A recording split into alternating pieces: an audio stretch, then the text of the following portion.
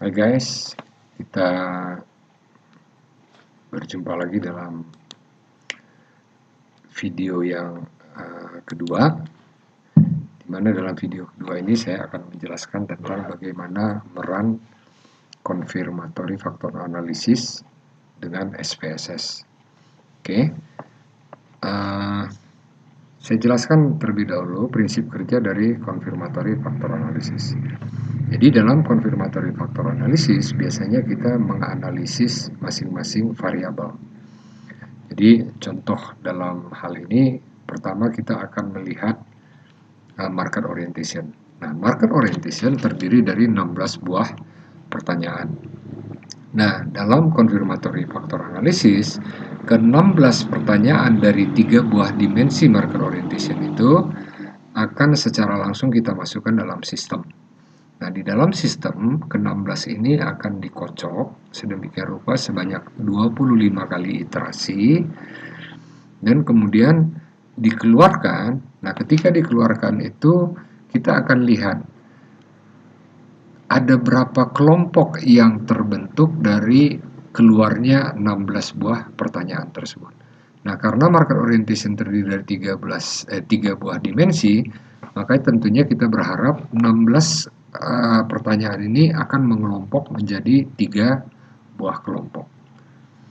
Yang kita harapkan isinya sesuai dengan isi secara teoritis, di mana CO1 sampai CO6 mengelompok, CMO1 sampai CMO5 mengelompok, dan IFC1 sampai IFC5 mengelompok.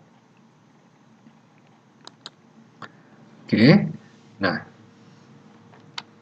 ada beberapa kriteria yang harus kita penuhi dalam confirmatory factor analysis, yaitu yang pertama nilai KMO dan Bartlett test of sphericity. Nah, nilai KMO atau Kaiser-Meyer-Olkin itu untuk mengukur apakah jumlah sampel kita memenuhi syarat atau tidak, cukup atau tidak.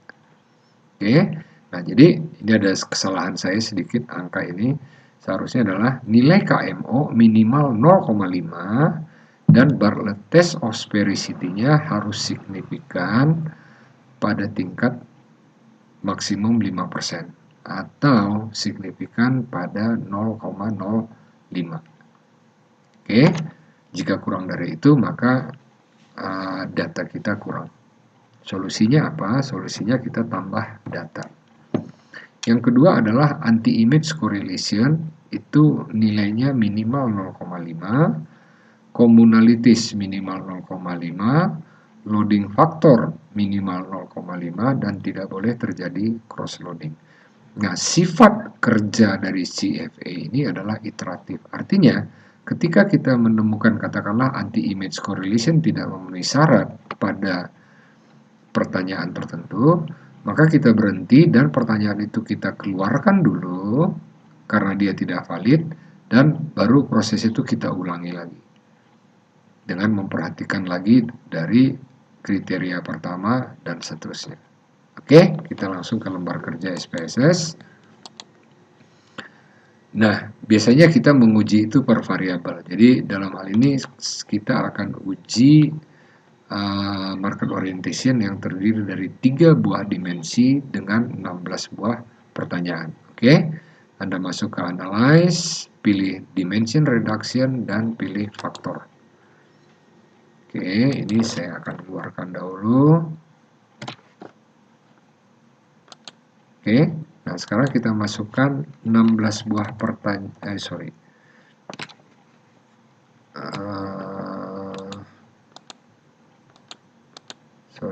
sekarang kita akan masukkan 16 buah pertanyaan market orientation mulai dari CO1 sampai dengan IFC5. Oke. Jadi CO1 sampai dengan IFC5. Anda klik deskriptif. Ini Anda cek semua. Klik extraction. Oke. Cek unrotated dan script plot. Dan Anda perhatikan di bawah ada maksimum iteration sebanyak 25 kali. Artinya ke-16 variabel atau ke-16 pertanyaan itu akan diputar diiterasi sebanyak 25 kali untuk mencapai konvergensi. Klik continue, klik rotation, pastikan metode rotasinya itu adalah Varimax. Oke, Anda klik rotated solution dan loading plot, klik continue, klik OK. Ini adalah hasilnya. Oke, yang pertama kita cek itu adalah nilai Kaiser-Meyer-Olkin yang disyaratkan minimal 0,5. Dan di sini angkanya adalah 0,910, artinya dia memenuhi syarat dan dia signifikan pada tingkat 1%, ya 0,000. Jadi data kita cukup. Nah, di bawah itu ada tabel anti-image matrices yang terdiri dari dua bagian, yaitu anti-image covariance dan anti-image correlation. Oke. Nah, yang kita perlu lihat itu adalah anti-image correlation. Nah, angka-angka ini adalah angka korelasi. Yang kita perlu perhatikan adalah angka pada diagonal dari kiri atas ke kanan bawah yang ada huruf A-nya, A kecil nih. Oke, Anda cek semua dari kiri atas ke kanan bawah, apakah ada angka yang kurang dari 0,5. Jika ada, kita stop, kita masuk lagi ke analyze, dan variabel yang korelasinya kurang tadi itu kita keluarkan dan kita ulangi prosesnya. Nah, dalam hal ini semuanya memenuhi syarat. Kita akan masuk ke syarat yang ketiga, yaitu communalities. Nah, communalities syaratnya juga sama, minimal 0,5 dan ini memenuhi syarat. Oke. Nah, total varian explain ini menjelaskan seberapa banyak kelompok atau faktor atau komponen yang terbentuk setelah 25 kali iterasi. Cara melihatnya adalah, lihat saja baris yang terisi penuh sampai ke belakang. Oke, jadi Anda bisa lihat hanya ada 3 baris, yaitu yang pertama, 2, dan 3. Yang lainnya ini kosong. Oke, artinya apa? Hasil rotasi tadi membentuk 3 buah faktor, yaitu komponen 1, 2, dan 3. Dan ketiga faktor itu mampu menjelaskan market orientation sebesar 81,219%. Oke, saya kira ini cukup bagus. Nah, kita masuk ke tabel yang terakhir, yaitu rotated component matrix. Oke, Anda lihat ini ada komponen 1, 2, 3 atau kelompok atau faktor 1, 2, dan 3. Nah, angka-angka inilah yang disebut sebagai loading factor. Oke, dan loading factor ini pada dasarnya adalah angka korelasi. Ya, jadi misalnya 847 itu adalah angka korelasi CO1 dengan faktor 1, korelasi CO1 dengan faktor 2, 195, dan korelasi CO1 dengan faktor 3, 288. Oke, itu adalah loading factor. Nah, syaratnya sebuah item pertanyaan boleh masuk dalam kelompok tertentu atau faktor tertentu jika loading faktornya di atas 0,5 atau minimal 0,5. Nah, sekarang kita lihat CO1 di kelompok 1 itu 0,847, di 2 kecil dan di 3 kecil. Artinya berdasarkan syarat loading factor tadi, CO1 yang paling tepat adalah berada di kelompok 1, tidak di kelompok 2 dan tidak di kelompok 3. Oke, karena di kelompok 2 dan kelompok 3 korelasinya rendah. Nah, baliknya, kalau Anda perhatikan CMO3, maka kalau kita lihat angka korelasi ini, maka CMO3 ini tempatnya itu adalah di faktor 3. Ya, kalau Anda perhatikan ini angkanya 0,796. Oke. Nah, apa yang dimaksud dengan tidak boleh terjadi cross loading? Misalkan CO1 di kelompok 1 atau faktor 1 korelasinya 0,847. Misalkan di kelompok 2 korelasinya 0,637. Artinya CO1 boleh di kelompok 1 dan boleh di faktor 2. Persoalannya, apakah itu mungkin? Apakah mungkin saya berada pada dua kamar yang berbeda pada saat yang bersamaan? Nggak mungkin kan?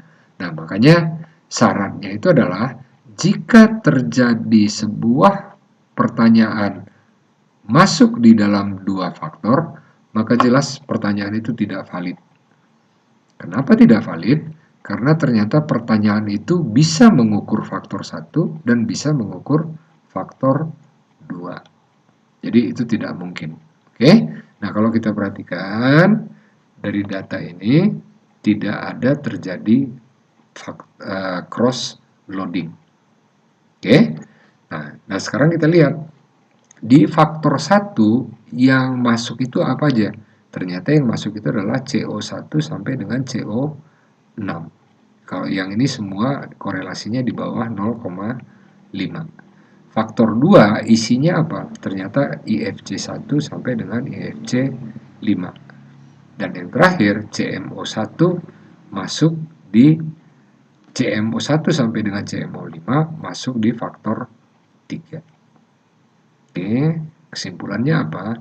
Ternyata hasil ini confirm, makanya namanya konfirmatori. Confirm bahwa masing-masing pertanyaan itu ternyata mengukur dimensinya masing-masing. Oke, saya kira itu penjelasan mengenai faktor analisis. Nah, sekarang kita coba menguji faktor analisis untuk variabel yang kedua, yaitu performance total.